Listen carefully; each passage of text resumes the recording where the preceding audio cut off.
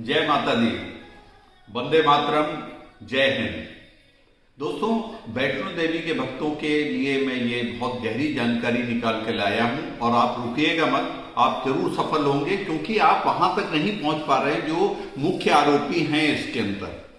उनके ऊपर बहुत सारे आरोप लगे हुए हैं। ये व्यक्ति हैं डॉक्टर यशपाल, जो कि डायरेक्टर हैं माता वैष्णो देवी मेडिकल कॉलेज के।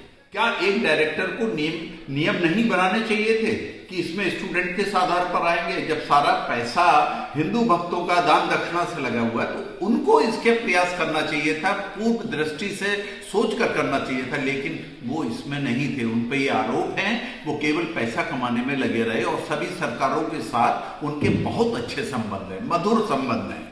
तो ये आपको याद होगा कोविड के बीच में जब लोग मर रहे थे उस समय इनके रसूख अच्छे थे, रिश्ते अच्छे थे और ये बन गए ex director medical supply Jammu and Kashmir government का पूरा देख रहे थे। आखिर इनमें ऐसी कौन सी योग्यता थी सिवाय चमचागिरी और पीछे लगने के? और इन्होंने उसमें जो कमाई करी है वो आप इनके बंगले पे जाके देख लीजिए और इनके घर पे जाके देखिए क्या माहौल है।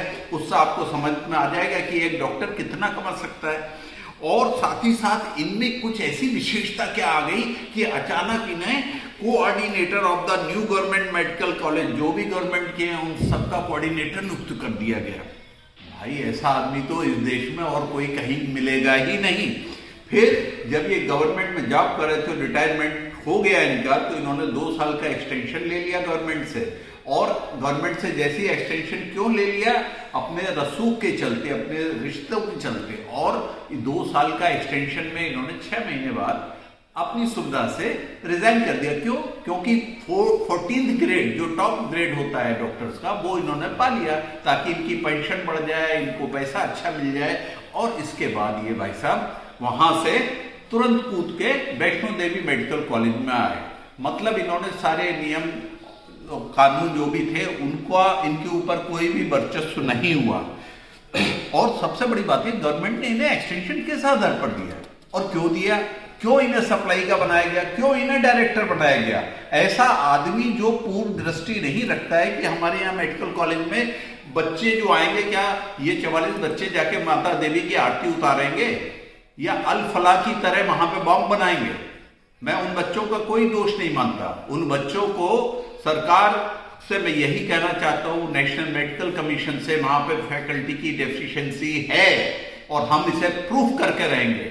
वहां पे 70 to 90% बोगस फैकल्टीज है, घोस्ट फैकल्टी जो है नहीं, केवल अटेंडेंस बनाई गई है और वो भी इस डायरेक्टर के चलते। इन्हें तो ऐसा आरोप लगना चाहिए 10-15 साल इन्हें सरकारी दामाद बनाना चाहिए, तब इनको समझ में आएगा कि ये सच्चाई क्या होती है। फैकल्टी कम है तो वहां की मान्यता रद्द कर सकती है एनएमसी, और मान्यता रद्द हो जाएगी तो ये जो बच्चे हैं 50, इन्हें एक मेडिकल कॉलेज इंडिया के में कहीं भी शिफ्ट कर दिया जाए और अगले साल फिर अगर फैकल्टी पूरी हो जाती है तो मान्यता दे दो। हमें अभी थोड़ी चाहिए 50 सीट इस माता वैष्णो देवी के लिए। इसको निरस्त किया जा सकता है, एनएमसी कर सकती है निरस्त। और सरकार बीजेपी देख रही है कि हिंदुओं का पैसा लगकर उस ट्रस्ट का गलत उपयोग हो रहा है और इस तरीके की पढ़ाई हमारे देश में नहीं होगी। और साथ ही साथ सबसे बड़ा खतरा जो है वो जो 4 बच्चे पढ़ रहे हैं उनकी सुरक्षा की जिम्मेदारी सरकार लेगी। कल कोई मर गया तो ये बीजेपी की सरकार और ये सब संगठन क्या इसकी जिम्मेदारी लेगा? एनएमसी कोई नहीं लेगा।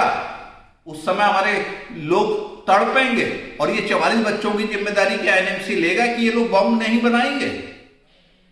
अगर ये लेते हैं तब ठीक है, आप पढ़ाइए। और ये 44 बच्चे की सुरक्षा भी कठिन है। जब वोलेटाइल सिचुएशन है देश की तो उसमें आप 44 बच्चों को वहां भेज रहे हैं, वो क्या आरती करेंगे माँ वैष्णो देवी की? उनके हिसाब से मांस मछली मटरा इसका सेवन नहीं करेंगे? आप इसका जवाब दीजिए। अगर एनएमसी ये मानती है कि वहां मुर्गा मछली और ये नहीं होगा और रोज ये आरती करेंगे सुबह शाम और ये उस हिंदू धर्म का पूरी तरीके से पालन करेंगे, ये लिखित में दिलवाइए आप हमें।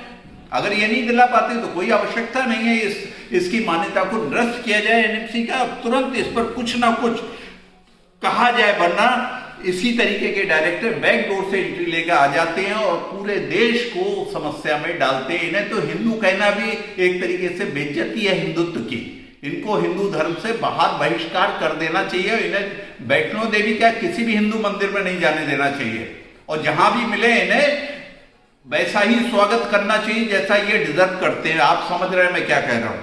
Why he is not give any press briefing till now. ये आदमी हर जगह से सरक जाता है और कुछ नहीं बोलता है, टाइट लिप रहता है, क्योंकि इसका किया धरा है सर। इसके पीछे आपको ये आदमी बहुत गहराई में नजर आएगा, इसकी रूट्स बहुत गहरी हैं और ये बहुत ही खतरनाक इंसान है।